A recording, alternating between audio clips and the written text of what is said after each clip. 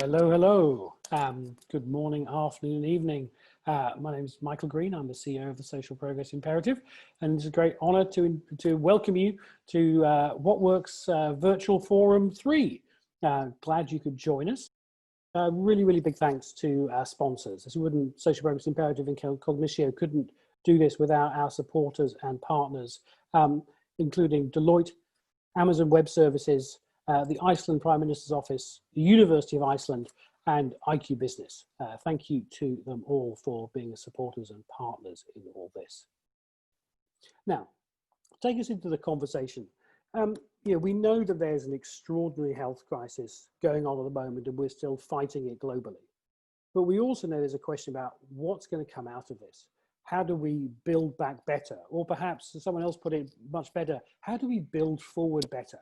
How are we going to make sure that this crisis is an opportunity that we take to build genuinely more inclusive and sustainable societies? How do we really kind of use this? So we've got a great set of speakers to talk about this. I'll introduce them individually, but really coming from a broad range of perspectives to kind of muse on this and think about how we're going to seize this opportunity to build a sustainable and inclusive recovery from this crisis. But before we get to the speakers, I want to ask you a question. We've got a polling question for you all.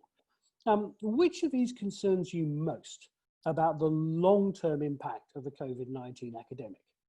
Is it unemployment? Is it the long-term health implications? Is it a global economy in crisis? Is it about access to education? Is it about rising inequalities? What do you think? Let us know. If you think there's something missing, if there's something else you want to contribute, do drop that into the chat as well. But answer the poll and then drop that into the chat. Share those results. So it's rising inequalities. This is the big concern. Is this going to be a crisis that's going to intensify inequalities or one that's going to reduce them? And I think it was, I can't remember who it was, I think it was one British politician said, when has the last crisis ever strengthened the position of the poor? It always seems that those on top are able to protect themselves, and those in the most need are often marginalized. How can this time be different? Well, there we go. That's a good question for us. Right, let us take this into the conversation. I want to start off with a fantastic leader, Giroud Bilimoria. Giroud, welcome.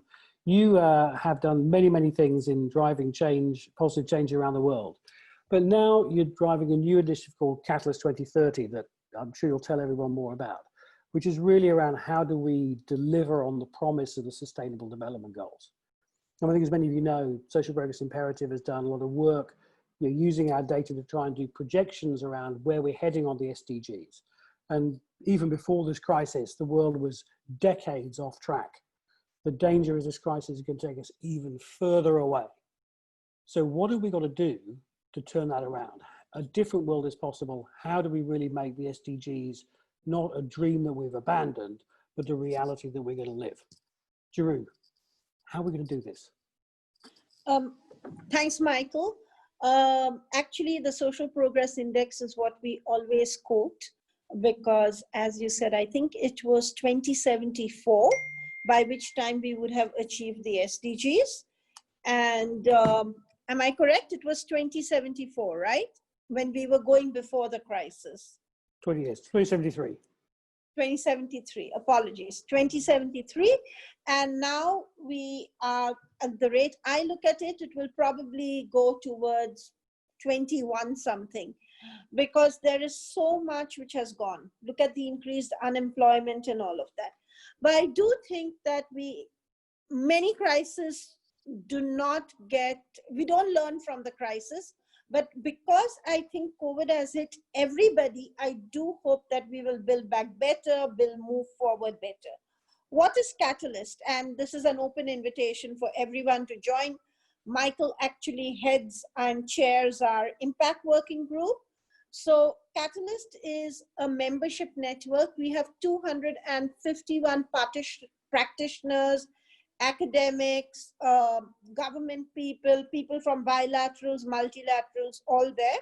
But it's mainly led by practitioners who say that we can actually achieve the SDGs. and we can achieve it faster. And we have some core principles on why we think we can achieve it faster. One is we think if we are able to work together and break all silos and work in collaboration. And the entrepreneurs have taken on the challenge to do that. The second, and I think this is where Social Progress Index has played a major role for us, is that we are saying instead of just having secondary data, instead of, we have to use that where possible because there's nothing, we build back better by using client-centered data. That means the people who are most affected, the people whom we are serving, their data gets built in. So we have the Social Progress Index and we have the bottom-up client generated index which comes. If we actually start listening to the people, then I think we'll be able to achieve the SDGs faster. And the third is by listening to the people, we hope that donors will change how they are funding and they would be able to actually change the paradigm because we are looking at it. And of course, when donors, I don't just mean foundations, I mean bilaterals, multilaterals, government bodies. So central to all of this is what SPI is trying to do. And this is not trying to promote Michael and SPI, but really because I believe in what they do, is trying to get data from the people towards bringing about change better and letting the marginalized who are currently marginalized actually become center stage and control their own destinies. And I think that's what we are trying to do. So this is it briefly. That's terrific. Thank you very much, Jeru, and thank you for the plug. So we're going to be updating the Social Progress Index globally in the next What Works Forum. We're going to be releasing it on the 10th of September. So if you want to know the numbers behind the next forecast of the SDGs post-COVID, at least where we're heading on current trends, sign up for Forum 4. Thank you, Jeru. But look, I think this is something I think is really important to emphasize that you said, Jeru, which is that, I mean, what I hear you saying is that, yeah, we can talk a lot about the different issues the world faces in coming out of this crisis, but there's actually about a kind of a process re-engineering that needs to take place that puts people at the center and puts collaboration at the center. Is that right? Absolutely correct. Because only then will we actually start achieving progress. And I think even in this earlier survey, I forget how many percent, everyone said inequalities was the biggest concern. And if you don't put people at the center, inequalities are going to continue. The rich will get richer, the poor will get poorer. So the way I see Social Progress Index, but not just this, basically if we have client-driven data, we can socially re-engineer. We can actually change things because we are listening to the people rather than someone somewhere deciding a policy. And I think that is the key, and that's why it's fundamental to going forward. And I mean, and you're confident the solutions are out there. You're seeing the solutions that if they could be scaled, really could make a transformational difference on the SDGs. Yes, there are more than enough solutions. We don't need to worry about solutions. In Catalyst itself, I think with our 250 members, we have solutions on almost every issue, entrepreneurial solutions on almost every issue affecting the SDGs. So I think it's not the solutions, it's about scaling the solutions, working with governments to scale the solutions, working collaboratively to scale the solutions, and also listening to the people, getting the data from where we need it. So listening to the people and incorporating their feedback in how we scale the solutions. And that's certainly something we see in our data. There are countries, if you look at countries or regions that are doing really well relative to their wealth, it's, you know, it's actually, there's a lot of progress is possible. The solutions are out there. We just have to get them scaled in the right kind of places. Well, Drew, thank you. That is a. I can please. just add one more thing, Michael. Actually, when we are working with countries, what we do is the first step is look at all the data from the Social Progress Index and see which are the gaps in the country. And it's based on that that we tell the country, this is what we found from the Social Progress Index. And do y'all think that is the right thing? And how can we collaborate? So I think that is really something which is very important for us. And as we get more client-centered data, I think it will become even better. Yeah. Because often we focus on problems, and actually we can also see in data where there are solutions, and that can really help and accelerate that scaling process. Exactly. Drew, thank you very much for now. Look forward to coming back to you, and I think that sets us off really well. But I think, you know, there is this, we need this optimism and recognizing the solutions out there, and this is a chance to sort of re-engineer processes so we can do things really differently. Thank you, Jeroen. Just doing now, we want to go to Sviso Skinjana from IQ Business. Sviso, welcome. Now, Sviso, you are based in South Africa, so maybe before we go into the conversation, it'd be great to get your perspective on just how are things going in South Africa with the health crisis. We're hearing about rising cases, etc. Is it starting to slow down? What are prospects like in South Africa? I recognize you're not an epidemiologist, but people would love to hear your perspectives.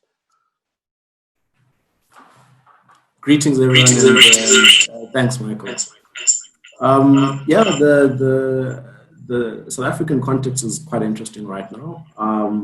We have a number of challenges, and I guess that informs, I think, some of the contextual views of that. So the first is the capacity issue from a health system point of view.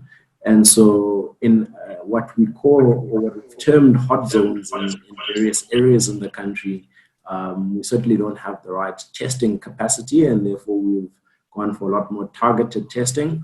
But what that means is that we are probably grossly underreporting the numbers from an infections point of view. And so I think it'll be a little bit harder for us to, I think, have a more representative feel of where we are in terms of peak and slowing down.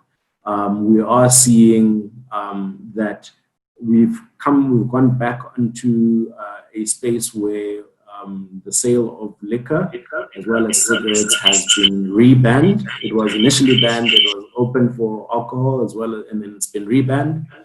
And that's and the motivation there was on the back of the fact that there was a lot of pressure in terms of bed availability in primary healthcare facilities due to alcohol-related injuries. And so we have seen those numbers slow since the ban, but that's got ancillary economic implications for that particular sector and related sectors.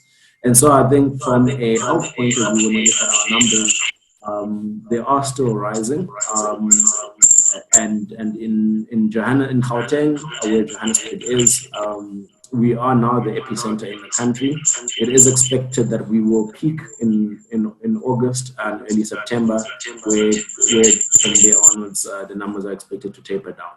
I think from an economic point of view, we had initially released our economic assessment, economic impact report from a COVID point of view, modeling in, I think, the various stages of lockdown in the South African economy. And we had modeled that for the year 2020, we're expecting job losses of about 2.9 million. We're expecting for the year the country's economy to contract about 17.7%. And now we're about to see our second quarter GDP numbers, and again we're expecting those to have contracted about between 28 and 33%. And so that's really just talking about kind of the size of the economic impact that the pandemic has had on our economy and the level of economic activity that's taking place. And so I think that's a high level view of where we are on the back of the pandemic and ancillary economic references around that. Right, thanks, Teresa. And I think that the work you've done modeling this is very, very powerful. I mean, we know that the economy isn't the whole story, but the economy also has a critical role to play in driving sustainable, inclusive development. How do you see the trends? What vulnerabilities is COVID identifying? And but South Africa, but also globally, about the context for sustainable development over the next decade. Yeah, I think there's a number of interesting themes that are coming out. And the first one is, I guess, the need to understand what economic resilience looks like for a country and what social resilience looks like for those countries. And one of the pressure points that we saw is that globally, the medical equipment market, in essence, was monopolized or oligopolized by three major exporting countries. And as a result, as soon as then there were supply chain pressure points and borders being closed, a lot of the fault lines in terms of domestic supply of some of that equipment certainly emerged. And I think that's certainly been one of the things that are interesting themes around what a new wave of deglobalization actually looks like. So often we would speak of what we call a comparative advantage in terms of global trade, and is that economies ought to trade the goods that they have the best cost advantage in terms of producing those goods relative to other economies. I think now there's probably going to be more impetus around understanding what kind of goods should we not care about in terms of having a comparative advantage, but to ensure that we've got the right capacity of those goods in the local economy to ensure that we can have a faster response to these kind of pandemics as and when they happen. Because of course, this is not the first health crisis that we've seen in a global context, and therefore it means that we've got to ask the right questions around what does it mean to build domestic resilience for economies. And also then what does it mean to understand the things and the drivers around social resilience. And so I think those are quite interesting ones, because there you look at poverty incidents, you look at issues of inequality, you look at wages and unemployment and levels of economic participation. And that's where a lot of the fault lines have certainly emerged on the back of this pandemic. Issues of the digital divide, for example, right? Because we had to accelerate the pace at which we tried to work remotely, to use digital platforms to communicate. But what that did is that it showed us already that there are people in the economy who can't participate in that economic marketplace. In South Africa, we estimated that only 16% of the economy could actually work remotely. And what that meant is that the rest of those people are either exposed to health dangers because of their inability to work remotely, or at a hard lockdown level where a lot of those sectors weren't operational at all. It means that it's informed some of the job losses that we're seeing. That also then cascaded into the learning space. We saw in higher education, for example, that some of the more prominent institutions in South Africa were able to either have loan laptops as well as provide free rated access to websites, whereas some of the poorer institutions didn't have that bargaining power with some of the telecommunications companies, etc. And so what that meant is that, again, that exacerbated the incidence of inequality, which was driven by the need to accelerate online learning in South Africa. And so that's another, I think, fault line that we've seen emerging on the back end of that. And I think the one that's certainly quite interesting, and there's some really interesting rumblings now coming on, is that as early as about 2015, there was work that we had submitted to our policymakers around the need for a a universal basic income in South Africa, and how that would be an important buffer to drive developmental imperatives of South Africans, particularly around poverty eradication. And interestingly enough, South Africa had done quite a bit of work in 2002 to commission a lot of academics and practitioners to see whether or not there was value in doing that. That report came out saying that we ought to phase it in, and that was as early as 2002, and the South African economy was in much better shape than it currently is now. And so now we're seeing a lot more of the kind of the poverty incidents being more in our faces. And now you're hearing a lot more around policymakers around actually saying, they've actually asked us to contribute and ask them contribute around how we could potentially fund a universal basic income grant on a budget neutral basis. And I think that means, we are certainly making progress to understanding the value that a UBI can have towards better health outcomes, nutritional outcomes, better educational outcomes, and of course, I think improving social capital. And so these are some of the interesting fault lines that have emerged or energized and catalyzed a certain way of thinking around how to drive more sustainable economic development, both from a South African point of view, but I think the conversation is certainly generalizable in a lot of both developed and developing contexts.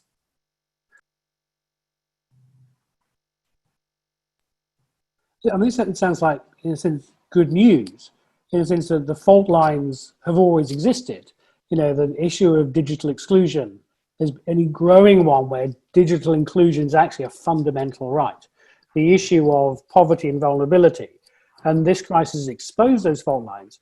And it seems to be from you're saying that there's actually, what this is doing now is giving some energy behind actually resolving these, perhaps because people are seeing that you can't separate social and economic resilience. They have to go together. Is that right? No, that's absolutely spot on. And I think also what's emerging a lot more is that we've tended to have, I'd call it more of a hostile relationship between our public sector and our private sector, where private sectors tended to see, I think, government officials and public servants as onerous to the context of development, service delivery, and the trajectory of growth for the economy. And now the pandemic has, I think, brought us closer together to understand the value of social compacting and the fact that the economy will not solve itself only driven by private sector or solve itself only driven by public sector or labor, and that we ought to look at creative and interesting ways to socially compact towards a more sustainable growth outlook. And so I think it certainly has been a long time coming for South Africa. We've had what we call jobless growth for about 13 years now, where there's been some level of positive economic growth, but job participation in the economy has been declining, increasingly over time, and that really means that the economy has increasingly become disillusioned to the people it ought to serve. And I think now the conversations around how private sector becomes an enabler for public sector and vice versa, I think is certainly starting to sound a lot more progressive. And I think that does give a bit of impetus, I think, for hope, for a better planning and as well as better execution from an economic growth point of view for South Africa. Well, thanks, Savita. And since this echoes what Jeru was saying about collaboration, and actually if we can not have this silos, but actually bringing the sectors together and integrating that perspective, there's a real opportunity to move forward. Maybe forgive me for saying this, but in a sense, an embodiment of that is you wouldn't normally expect the International Monetary Fund to come to a conference about social progress. But we're delighted that we have Ratna Sahay, who has joined us. And Ratna's done some fascinating work about another aspect around inclusion, which is going to be absolutely critical, which is around financial inclusion. Ratna, welcome to the What Works Forum.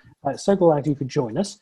And we'd love to hear more. Why is the IMF concerned about financial inclusion? Why does this matter for inclusion purposes, but also for economic purposes? Thank you very much, Michael. I'm really delighted to join this group. I think I feel I'm going to benefit a lot from the multidisciplinary input that I will hear, that I am already hearing. I think it's important for the IMF to listen to a wide section of perspectives. So why is it that we are so concerned about financial inclusion? And a one sentence answer is that we have done a lot of work and which directly impacts the core of work that we do. And that is, we have found in our previous studies, we've been working on it since 2014-15, that financial inclusion actually benefits everyone. It increases economic growth, it reduces inequality, and it also enhances financial stability under certain conditions. So that's really good news from a number of perspectives. And then even before the COVID crisis, we had done studies which found that digital financial services are increasing the reach to lower income households and as well as small and medium sized enterprises. And the reasons are obvious because they are cheaper, they are faster, they are more efficient than traditional services. And then since the pandemic, what we are observing is that digital financial services are accelerating. And again, good reasons why, because they're enabling contactless and cashless transactions during social distancing. So we are really excited because we think there is an opportunity now to mitigate the economic and social impact of the ongoing COVID crisis and support a more inclusive recovery by just broadening the financial access, the digital access of low-income household and small businesses. But of course, there are many, many risks here. And if you allow me, I just want to mention a few, and that's why all of us have to be very vigilant, especially the governments, to make sure that this advancement in digital financial services doesn't actually lead to an increase in financial exclusion and worsen inequality.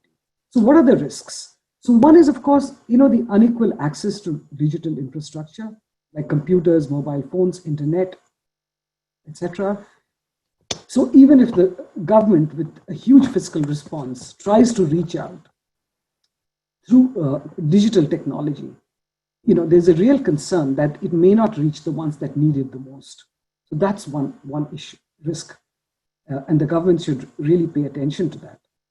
Then, of course, there are financial stability risks. So if regulation and supervision does not keep pace, and we are particularly concerned about cybersecurity, inappropriate lending practices, for example.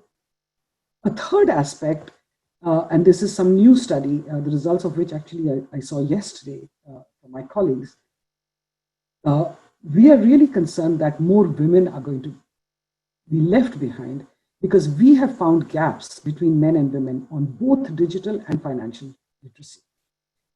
And of course, what cannot be explained by digital and financial literacy gaps, we find they are being explained by cultural and social norm gaps, which are, of course, take a longer term, but it really needs to be addressed sooner rather than later.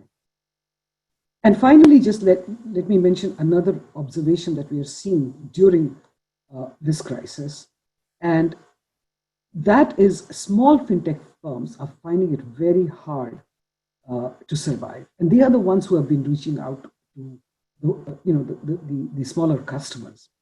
So if there is widespread consolidation, it's going to lead to greater concentration in the sector, and we are concerned that it might reduce the financial access of these small customers.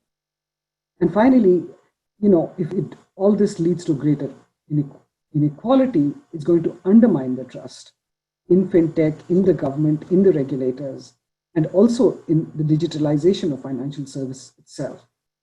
And trust, as you know, is hard to rebuild. So let me just stop there.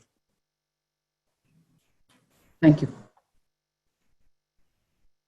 Thank you, Adna. Our last forum, we had Anne Cairns, the Vice Chair of MasterCard, on, and she was talking very powerfully about we've got to think about the distributional implications of this.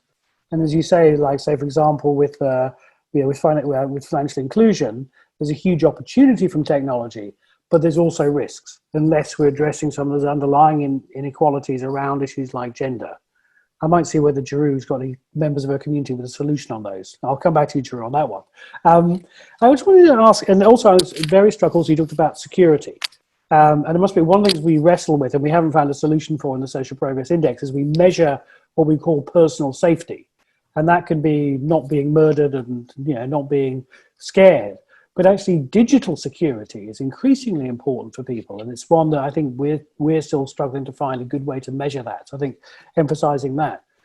Can I just ask about your perspective on this set of issues around financial inclusion and beyond? Is this an issue about poor countries alone, or is this about richer countries as well? Thank you, Michael, for asking that. A big part of our work that we conducted in the last 2 years is, apart from all the empirical work that we had been doing, we also conducted interviews and we reached out to stakeholders, which included the governments, of course, the think tanks, the regulators, the fintech companies themselves, and we covered several countries, advanced economies, emerging markets, low income. And one of the most surprising things that we found was, at least let me say my expectation was that the advanced economies would be doing much better than the low income and emerging markets. But just interviewing people in the US was, and UK, was quite a shocker to many of us, because we found that the digital divide and the financial literacy divide, even in these really advanced countries, is huge. In some sense, they're even wider than many of the emerging markets. So we feel that even if these countries, these rich countries have so much resources, it raised a question in our mind as to why is it that even something as basic as financial literacy is not taught in schools universally. Most people are high school educated, or at least have been there. Why is it not there? It's not there in most parts of the world. And that's something that I would really urge colleagues around the table here and the participants to push if we really want to address inequality. Thanks. So I think what we're seeing is a picture emerging around fundamental capabilities that we need to have to build thriving societies. And it can be things around sort of internet access, but I'm sure that digital literacy goes alongside that, and similarly financial inclusion, but also financial literacy around that.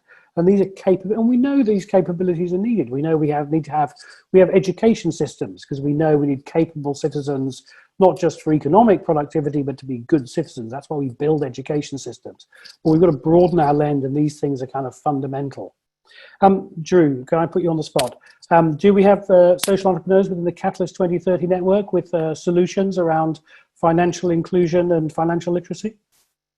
On the top of my head, at least 5. There we go. Foundacia Capital, they do a lot of work around financial inclusion. Aflatun does a lot of work around financial inclusion and children. Barefoot College has linked it to gender, and I can go on. Yes. So we have lots of entrepreneurs. The solutions are there. Fantastic. Well, great that you're connected, and I'm sure Ratna will be keen to hear some of those examples and case studies. Thank you very much. And now we are into tomorrow, because we are being joined by Megan Weir from the University of New South Wales in Australia. And I think it is now morning. Megan, thank you so much for joining us at such an inconvenient time of day. We really, really appreciate it. News headlines have been quite here, and certainly in England have been around lockdowns in Australia, responding to some of the issues. Let me just kick off by asking, how are things? What's the mood in Australia at the moment on the health front? I think Australia's been interesting because we were sort of one of the world's success stories in the early days, where we seem to have flattened or gone close to zero. And we're now at a stage where our second wave has actually surpassed the first wave in terms of case numbers. But that's largely been restricted to the state of Victoria. And like we were saying just before we started the call, a lot of that is really related to precarious work and insecure work. And so a lot of the people that are infected are people that are also precariously employed. And so that's where the issues that we're talking about today are so important, to kind of consider what that means for who is getting infected and who continues to go to work and infecting others. But I think we have been lucky in that we have had a government that has responded relatively quickly to health advice by doing things like lockdowns and encouraging working from home and things like that. And also we are an island nation, so we have easier borders to control, and just the luxury of space as well. So I think things are a bit scary here at the moment, but it's all relative, I think, as well. So we're doing okay. Well, hopefully on top of it quickly, and it can be put back in its bottle as soon as possible.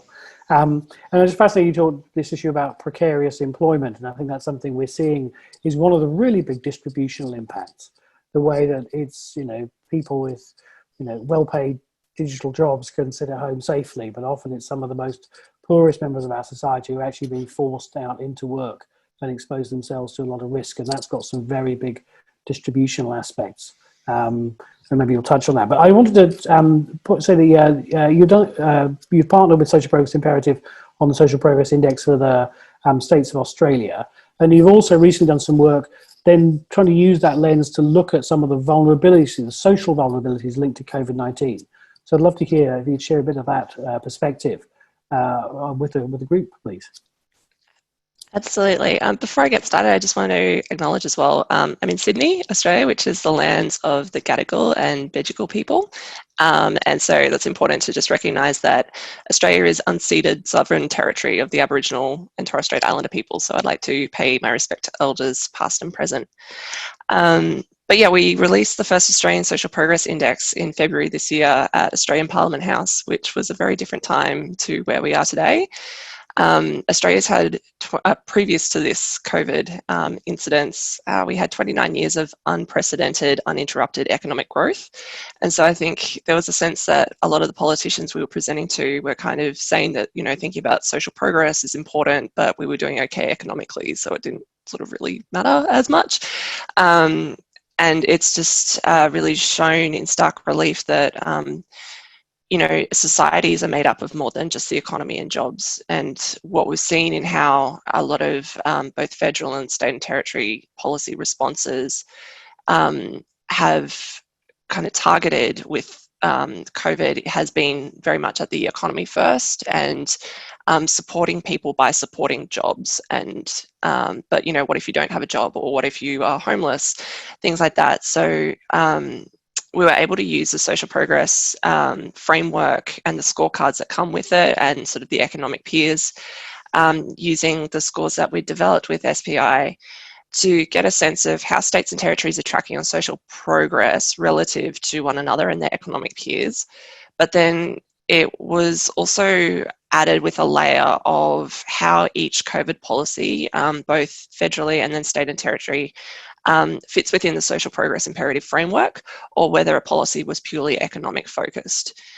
And so I think conservatively, we should probably assume that a pandemic would deepen inequity without intentional policy responses. And so if we're talking about building back or building forward better, we need to be intentionally addressing those gaps now.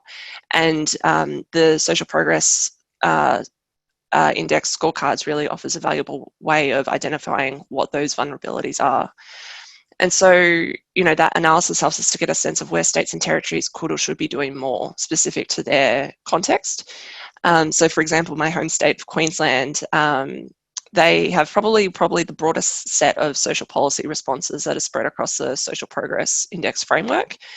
And particularly in components where they had previously been underperforming compared to their economic peers. And so that to me suggests is like, you know, a good step forward in that it's not going to further entrench inequalities or inequities that exist. But another state, for example, in contrast, has historically poor scores compared to the rest of states and territories in Australia, but they also haven't put any additional funding for basic medical care and shelter. And this is a state where there is a very high proportion of Aboriginal and Torres Strait Islander people. There's also a high proportion of remote communities. And so these are groups that are going to be more affected if they are impacted by COVID. So it kind of sets them up in a bit more of a vulnerable position. So I think the Social Progress Index has been really useful because it gets across a comprehensive and a data-driven understanding of where we are as a society, like right now. And I think just personally, it's helped me make sense of COVID responses because, you know, there's new policies coming out every day, but to be able to slot them into different areas of, you know, how does this fit with social progress and the different components of it, or is this just focused on the economy alone? But I think it's also really important as a tool to be able to take stock of what we're prioritizing as a government, as a society at the moment, and to really take this as an opportunity to think about what kind of future we're planning. Because, you know, the policy choices that we're making today are really inevitably going to impact that in the future. Great, thanks. I mean, I love this point about the need for an intentional policy response that's looking at the inclusion, distributional, social progress impacts of this, and about it's not just the health or the economy, It's actually you've got to have that social factor built in.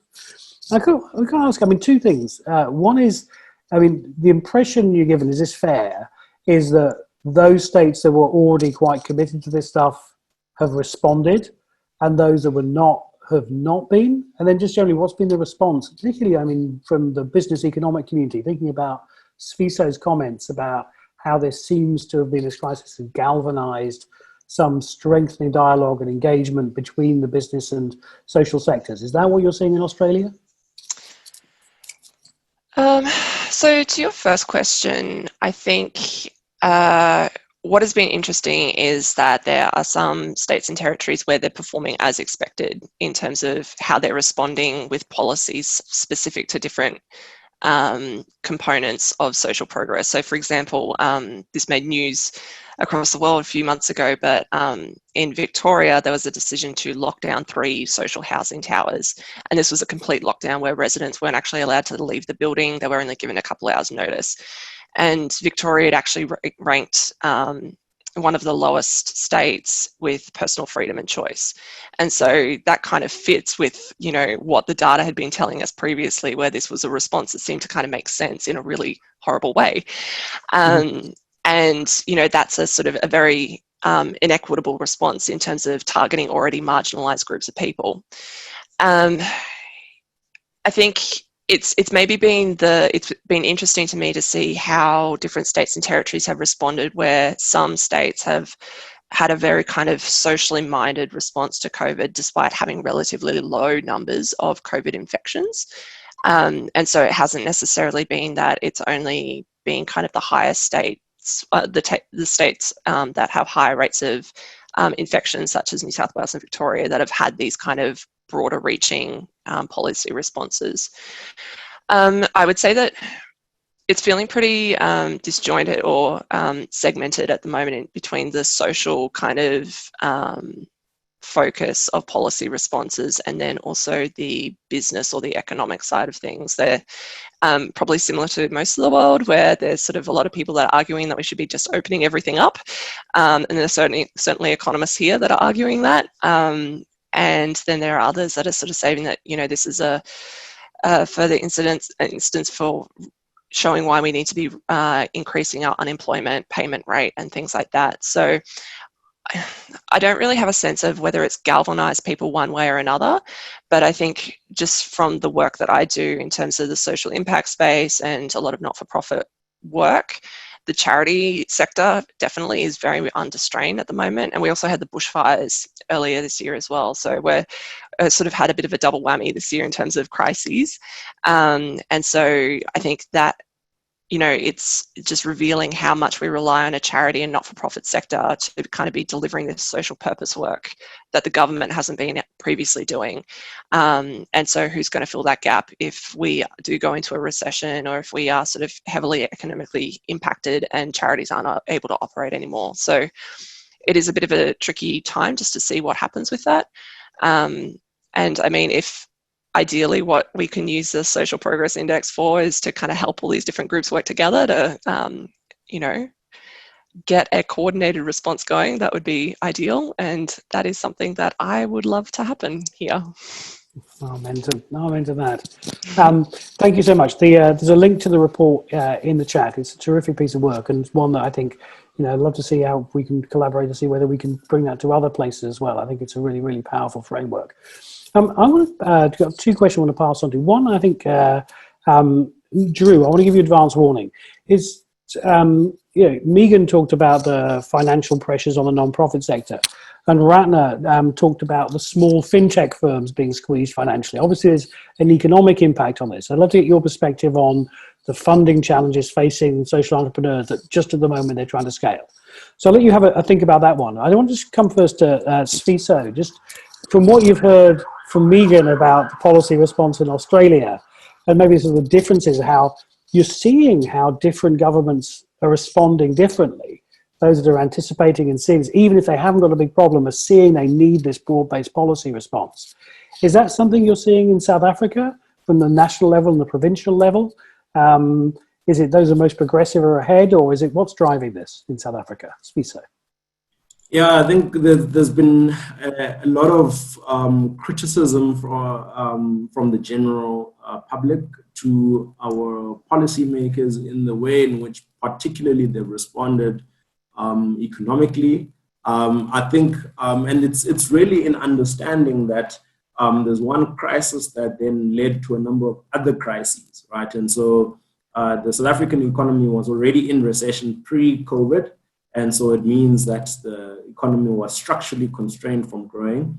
And so we had a health crisis that accelerated an economic crisis. And now, of course, there's a financial crisis that seems to be looming on the back end of that in terms of what numbers you're seeing from the financial sector and their expectations around that. And that's actually, interestingly, you're seeing also it globally. I saw is it HSBC that's retrenching about 35,000 people. And for a financial institution, that's quite a big number. And so one of the kind of opportunities that they missed or the gaps in their reasoning, for example, in the partial opening of the economy is not understanding how certain sectors work. And so, for example, a lot of our mining is not open cost mining, and therefore the mining kind of operating model would tend to have high overhead costs because you'd probably be sinking a shaft. And so to say, for example, mining can operate at a stage 4 at 50% is nonsensical in terms of understanding how that sector works when a lot of it is underground mining, and therefore you can't operate, you can't unsink 50% of a shaft or commission only 50% of a mine. And so it's an understanding that some sectors have a business model or operating model that doesn't lend themselves to be able to operate at partial levels. And so how do you then ensure that you, in the way in which you have a policy response to that, is understanding of that? Some of the other mistakes they made is around, for example, e-commerce. At the earlier stages, was only essential services that are allowed to be traded over e-commerce, so it was mostly just food. But there was no kind of real justification on why not clothing. And these are some of the sectors that are able to be absorptive for semi-skilled and unskilled labor, which is a defining feature of a good portion of the South African labor force. I think about 3/4 of our labor force is semi-skilled and unskilled. And therefore, there are sectors then that you need to have that kind of a lens to inform your policy making. And so I think there are a lot of economic misses that are happening in South Africa right now. There's a lot of pressure coming back around the cigarette and alcohol ban. Just to give you a very interesting statistic about the illicit trade market in South Africa, South Africa is the only country in the world where an illicitly traded cigarette sold more than the commercially traded cigarettes. And that really just talks to the existence of a particular kind of market structure that needs a lot of attention and addressing from our policymakers, and they've clearly failed to do that. And so when you close the cigarette market, you close the alcohol market, it's really just going to go into the black market. And we know what happens there is that the prices get inflated, and also some of the goods being sold there are not of the right standards. They're not approved by our governing bodies, and therefore it could actually worsen health outcomes for people, particularly the people who are vulnerable and are the people who don't have access, I think, to more quality healthcare. And so I think that's, I think, one of an important view in which we can look at our policy response.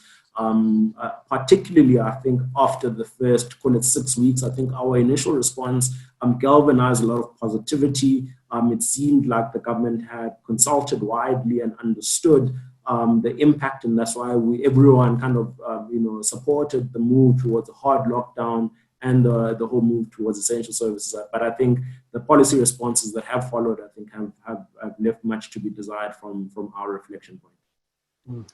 Thank you, Siso. And IQ Business has been a pioneer and produced the first subnational youth progress index in the world, launched a couple of months ago. And I just want to ask about, on the back of that, we're looking at sort of the distributional impacts of COVID and the distributional impacts on youth.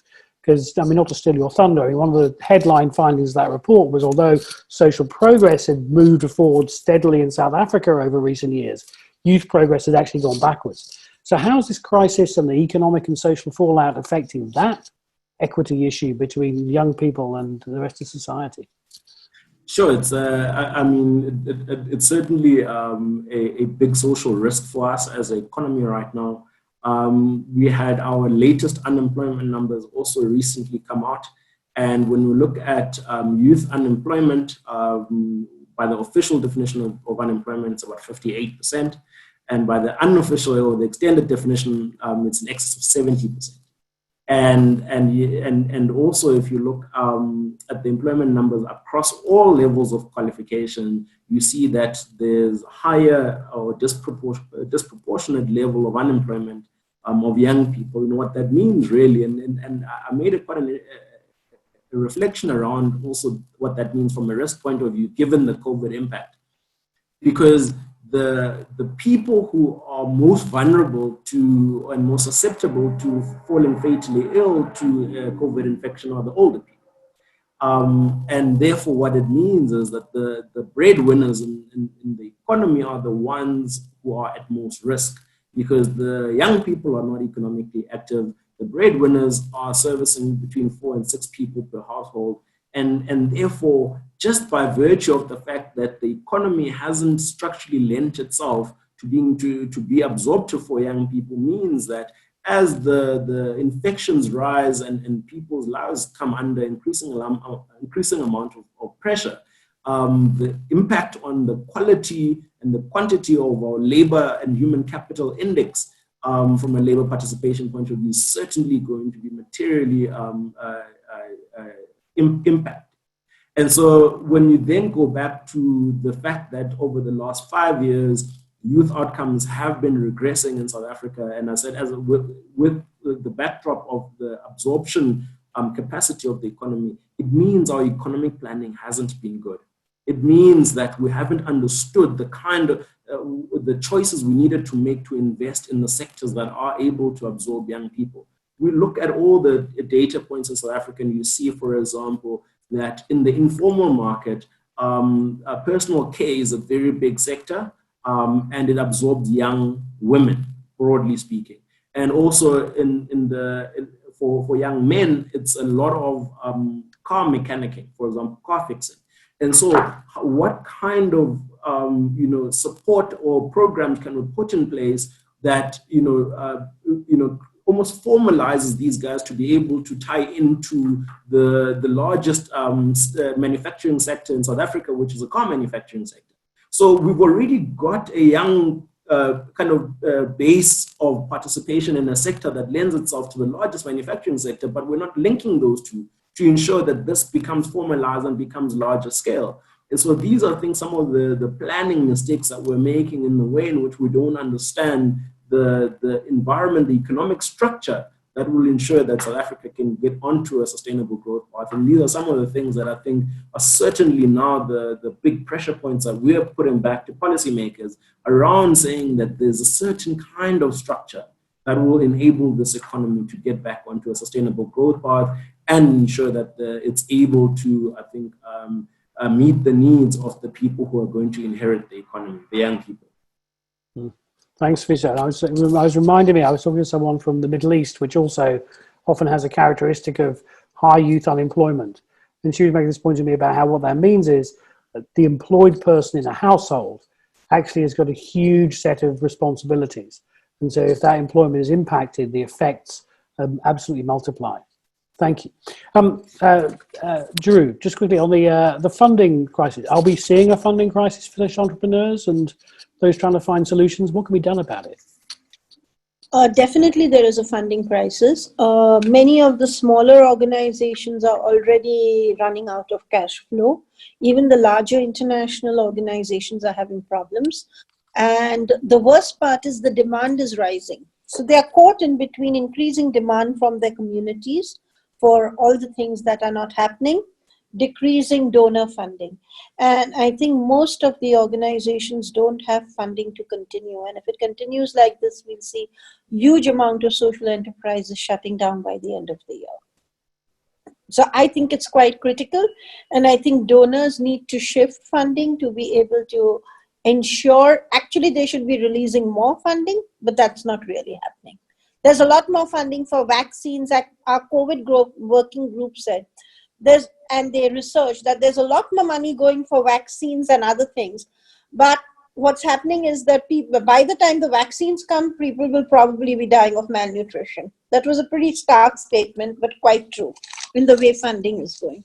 So we need to really think about stepping up funding, especially last mile funding. Absolutely, there's a huge crisis brewing on that whole nutrition front, and it's if the money all gets sucked into vaccines and goes away from those, we're going to see another set of crises. Exactly. Just remind everybody, if you've got a question, please drop in the chat or raise your hand. Got a couple of people from the audience I'd like to bring into the conversation now. Rocio Prado is here from Sintonía, which is the Mexican Institute of Competitiveness. Rocio, welcome. Thank you, Michael. Yeah, I hear you've done some fascinating work looking at COVID vulnerabilities in Mexico.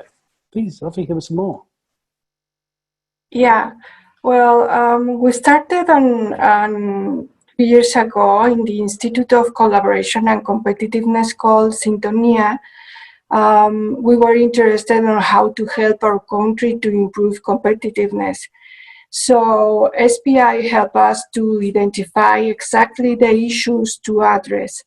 And 1 year later, we came out with a calculation of the SPI for 2,400 counties in Mexico.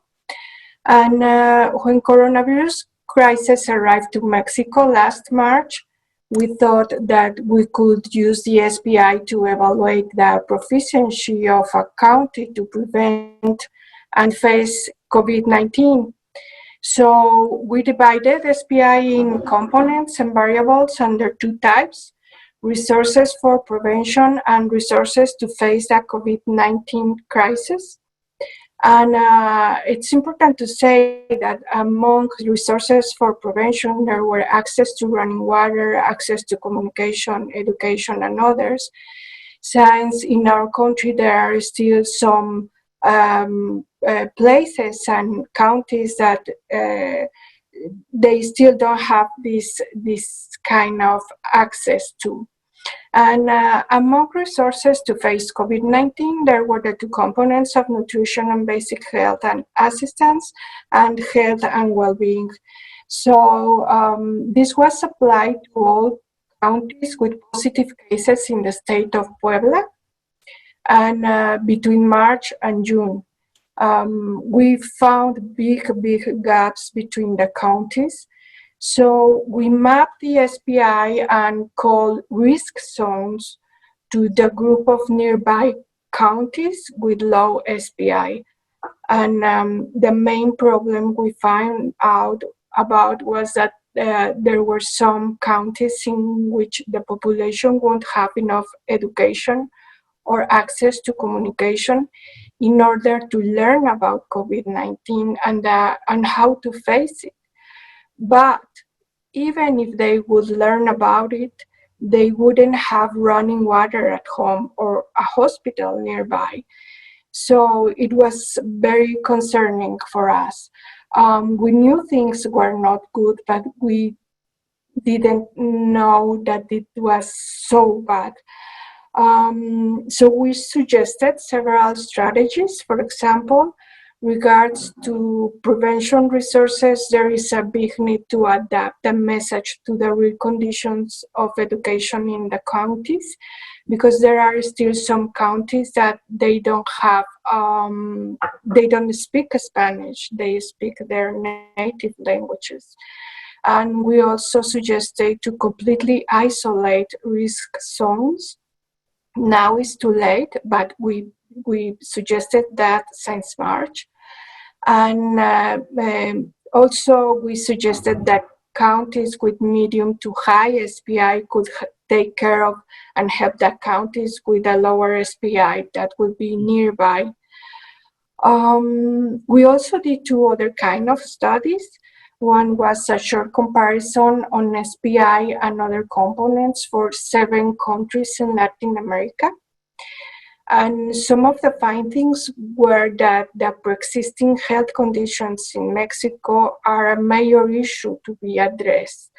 And also the percentage of GDP spent in our country on health is one of the lowest in the region. So it's a big concern. In an early stage, we understood that with COVID crisis, we were going to be in serious problems. The latest study we just presented yesterday shows the correlation between SPI and COVID lethality. So we found out that there is less lethality when SPI is higher, which is a very good, this is talking very good about the tool that we are using, which is SPI. The aim of all these studies is to help the vulnerable counties and for authorities and social leaders to take action and protect people. So we knew that many people was going to die, and we wanted to do something. Last week there was a news in which they talked about a community in the state of Oaxaca, in which their leader was asking for help because there were so many dead people and they didn't know why. So that's the kind of issues that we have still in our country. It's not most of them, it's few of them, but we still have those kind of problems. So COVID crisis forced us to look for the more vulnerable ones, and the SPI was that to do it. That's terrific. It's a fantastic piece of work, and if the reports can be shared, that'll be people would, I'm sure, would love to read them. It sounds really powerful, and it seems that people are listening. So, Rocio, you're getting traction with this. Rocio, are decision makers listening to you on this? We gave all this information to the mayors in each county. Even the study was only of the state of Puebla. This is helping them to take decisions and to take action. Great. Thanks for having practical tools is so important. Thank you so much for sharing that. I'll say quickly, it's a farewell to Jeru. You've got to go off to another call. Thank you so much for joining us, Jeru. Great seeing you. Can I just ask Megan, just to come back to you, I think from what we've heard from Ross's example about learning between counties, sharing experience between counties even supporting each other. Is that something you've seen in Australia, or is this that kind of cross-learning taking place? In some extent, I think New South Wales and Victoria are probably most similar in terms of population and density, and so I think they are they've been largely seen as being the COVID problems through this whole issue, where they're sort of the major border entry points for Australia. And then in terms of other states that have had relative success, often their approach will be to shut borders to New South Wales or to Victoria, and so there is sort of a keeping out the infected, which is absolutely fine, because there are, in those other states and territories, there are some communities that really do need to be protected from infection. In terms of policy responses, I wouldn't say that there's necessarily learning from each other. I think it's partly politically guided in terms of who is in power within each state and territory.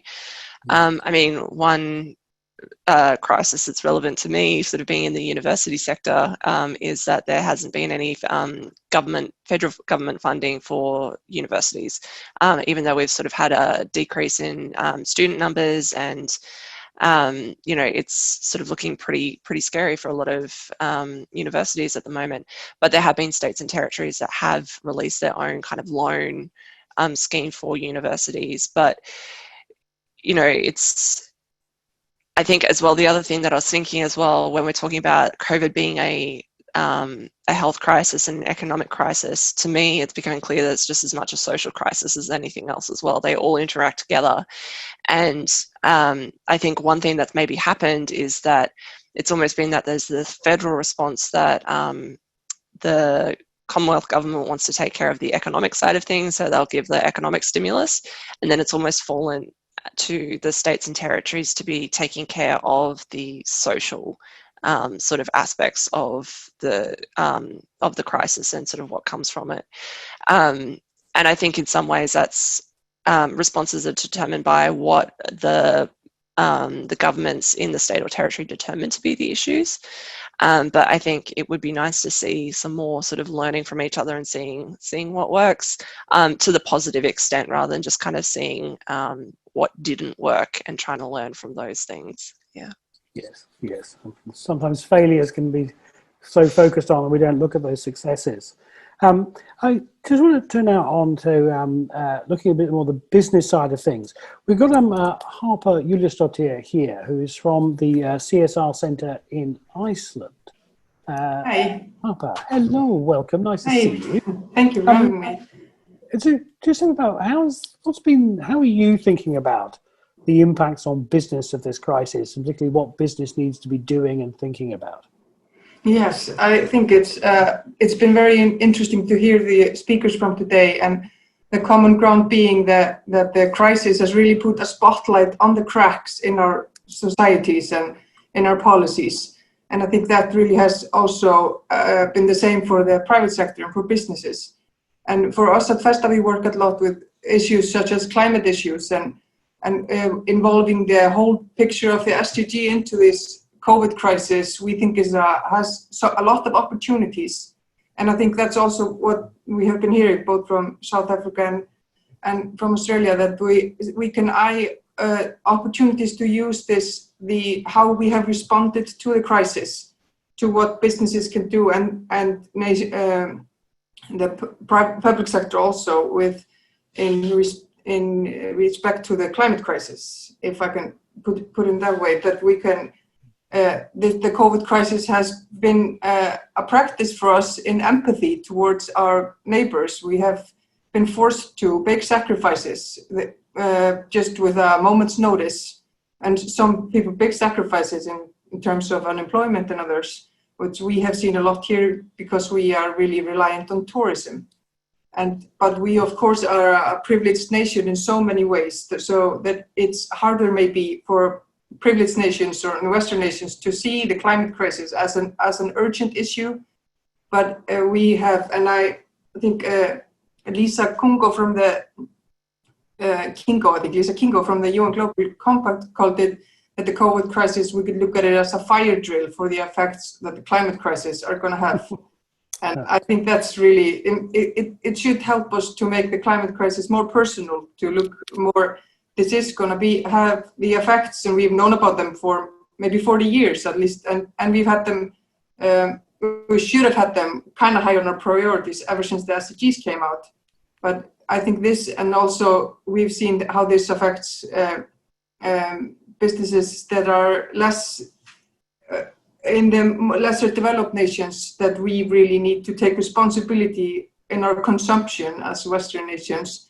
And even more now as we rebuild different after COVID, that we really need to look into SDG 12 and be responsible in our consumption and our production, and look. And I think as we that have been the SDG interest and warriors for a while, that we can see that this is such an opportunity to put the SDGs out as the bigger picture. Like this is everything that we do during rebuilding from COVID, or how we respond to crisis. We always, that businesses need to look at the bigger picture, the whole picture of how you are affecting social justice and how you're affecting the climate and how you're affecting health issues all over the world. And I hope, and we try to see all the opportunities that we have to build better, to build different after this, after we come through the crisis on the other end. And of course, it's the looking at financing, as he was talking about here before, with the financing of the social entrepreneurship and all the different things that we really are pressuring that the people that control the money will put the money towards a project and companies and issues that are really working to advance the SDGs and working to advance the Paris Agreement that we are getting slowly more and more behind. And we could see how, at least for us as a smaller nation, how quickly we could respond to the COVID crisis, that we could, if we could implement that to the climate crisis, I think that would be something that companies should really look into as we, again, rebuild and reset, as the World Economic Forum is calling it. I mean, it's a great point. I mean, this COVID crisis was not a black swan. Yeah, it was something that we knew was a risk. Yeah, I mean, people made films about it. It was in everyone's risk matrix. Right. But then it happened, and we weren't ready. Yeah. So, and we've seen around us in our lives how, you know, what the things that can seem so solid are actually so vulnerable. So actually, we have a chance now to visualize the fire drill on what the climate crisis could mean. So our business in Iceland, how is it responding? What's it doing practically in response? With the COVID crisis? We as I say, we rely a lot on tourism, so we are seeing smaller businesses, and the Icelandic economy is of course, most of them, all of them are small in international aspect, but they are like 80% of the 80 or 85% of the tourism industries have 10 employees or less. So it's a personal loss for a lot of people. And we had 74% less hotel stays in June this year than last year. So it's basically a collapse of an industry for a while. So, but our government has been putting money into helping these businesses, and we are just hoping, and we have been doing really well with the crisis. We are having a kind of a second wave. They're still on if it's our second wave now, so we are shutting down again and having more restrictions now as of last week. So we're back at home offices, and because we had been free for a little while. But so it's still a lot of uncertainty. Our biggest airline is still battling, or biggest and only Icelandic airline, battling to fund after the crisis. So we're still in the fog of it, as far as the business side. Yeah, I mean, it really is a sign. The countries that have done well, like Iceland, how there's still a challenge. The fact this is a marathon, not a sprint, and we're planning accordingly. Harper, thank you very much. Really appreciate that. I think time for another poll, and I think this time we should be thinking about opportunities, being optimistic. So, which do you believe has the best chance of being an attainable, positive and long-lasting outcome of the COVID-19 pandemic? Maybe it's just there's less traffic.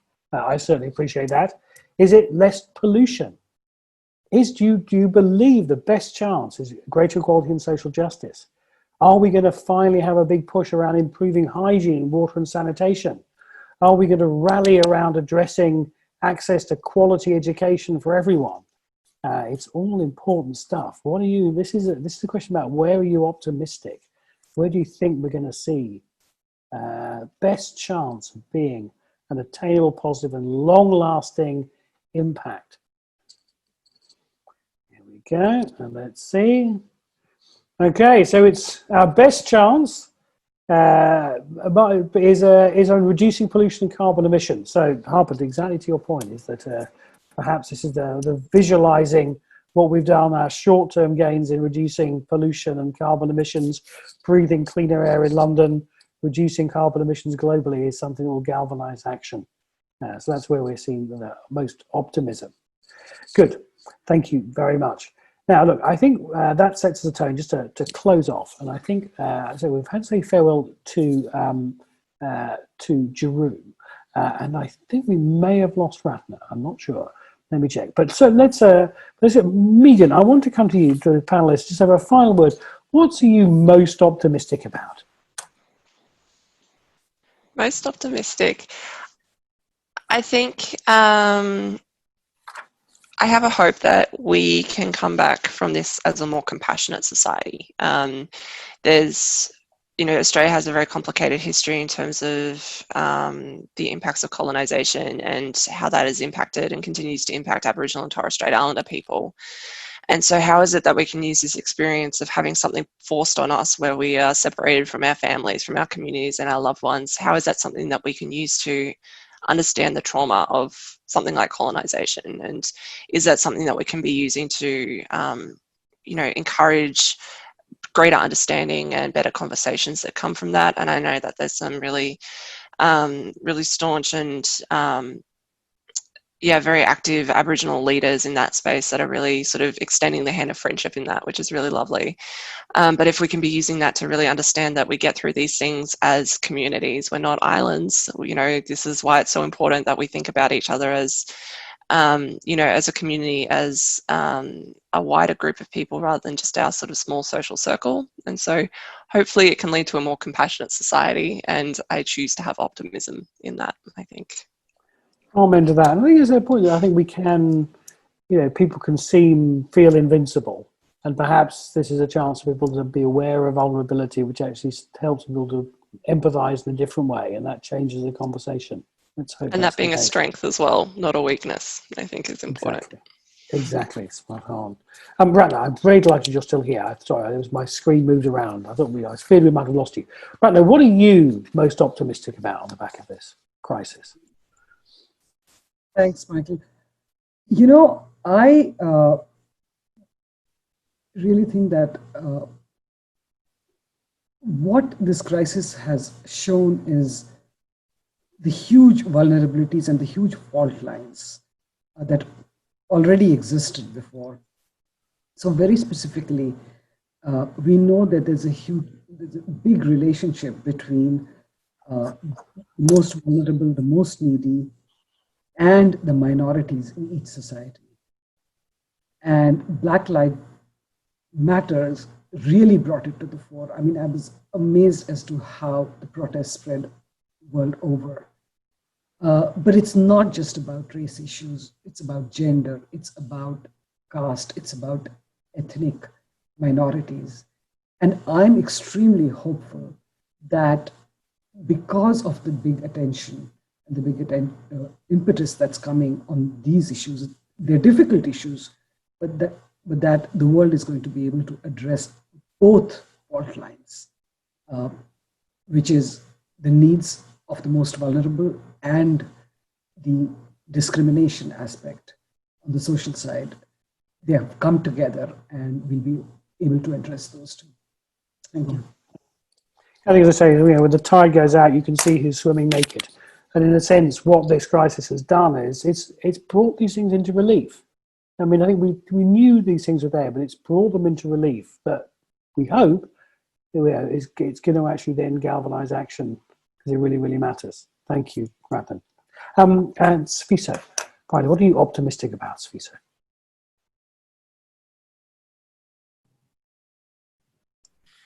Sure. I think there's something interesting that we could learn from the financial crisis of 2008, 2009. And the interesting thing there for me is how the world moved towards a unified language and voice around the impact of systemic risk for global sustainability. And we then went on to define systemic risk in the context of financial markets and the role they play in putting risk into the entire global ecosystem. And every other year, whenever there's a health crisis, we are reminded again that health is a systemic risk. And negative health outcomes are a big systemic risk for the sustainability of economies and people.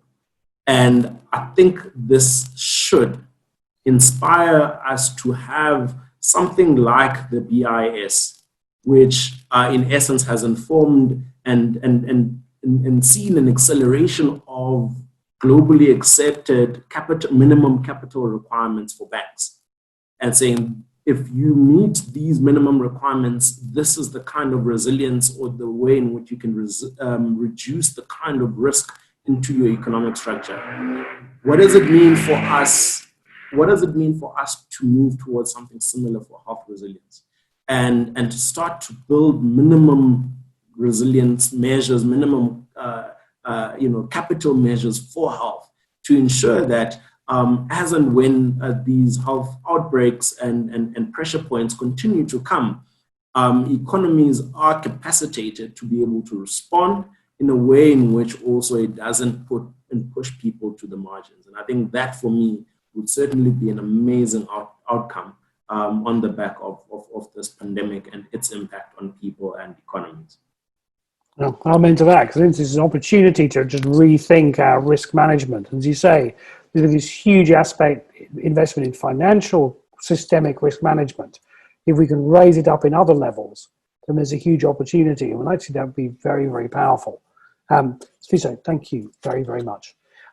Thank you all for joining us. Really appreciate you all coming and join this great conversation. We're going to be sharing the video in the next couple of days and pushing it out there so this conversation can reach a wider audience.